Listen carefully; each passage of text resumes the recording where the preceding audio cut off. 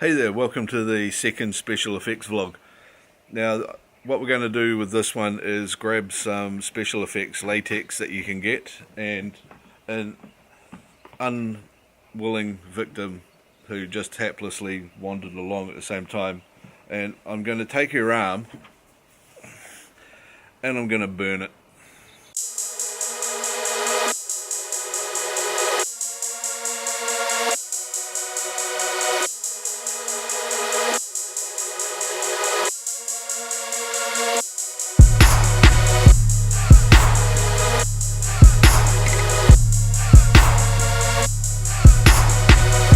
Okay, welcome back.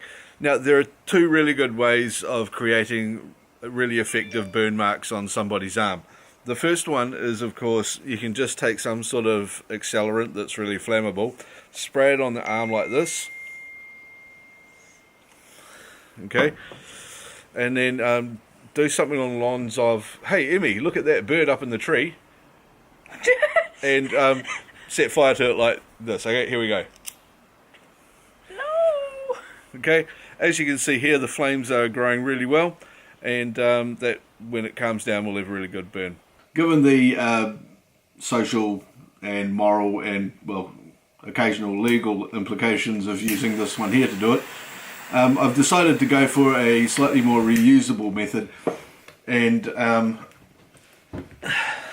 I've got this 5 litre jug here of special effects makeup. And I'm going to paint some of this onto her arm and show you how we can turn it into a very realistic looking 3rd degree burn.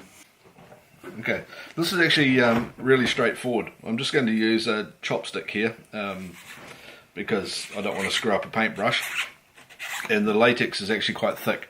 Now this is an ammonia based latex. It's one made for doing special effects and can go on skin, but you do need to be careful around your eyes and nostrils and mouth so you don't breathe in the fumes too much.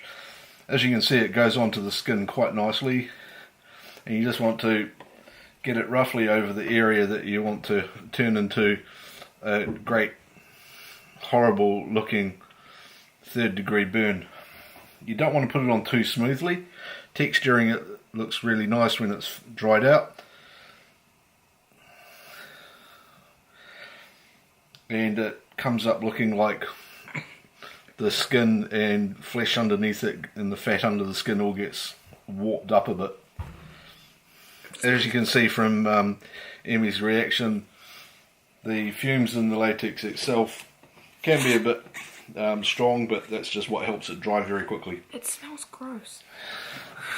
It does smell gross. So the solvent in it is ammonia and urea, so basically it smells like concentrated pee, and that's because it basically is concentrated urine.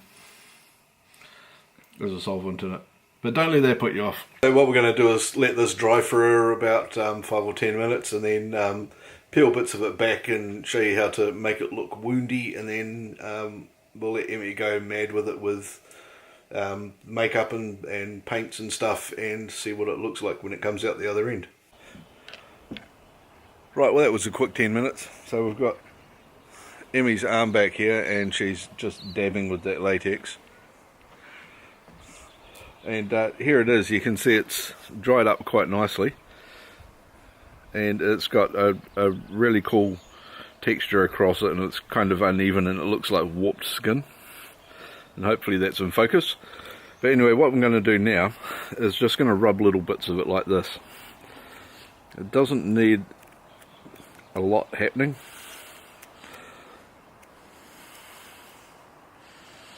It hurts. Yeah, if you just rub it a little bit and scrape it with your fingernail, and it just brings up little edges and stuff on it.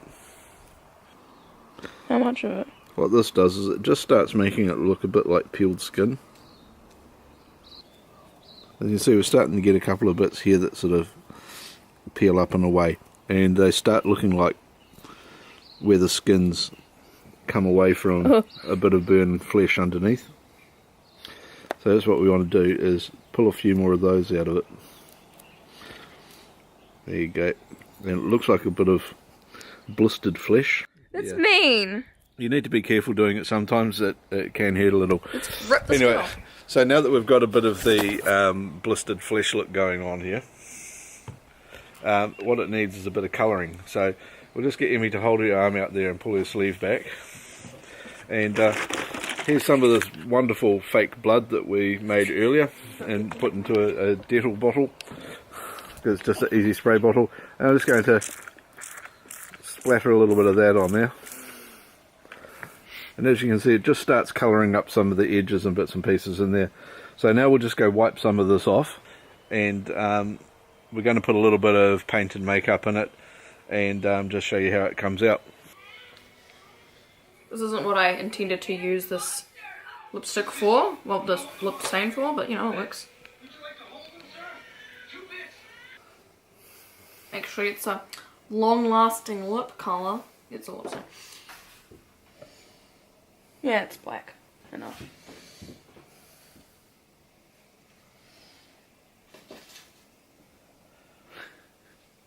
That looks gross. Little bits of black to... I mean, it's a burn mark, right? Yeah, where the blood dries it blackens up quite a lot.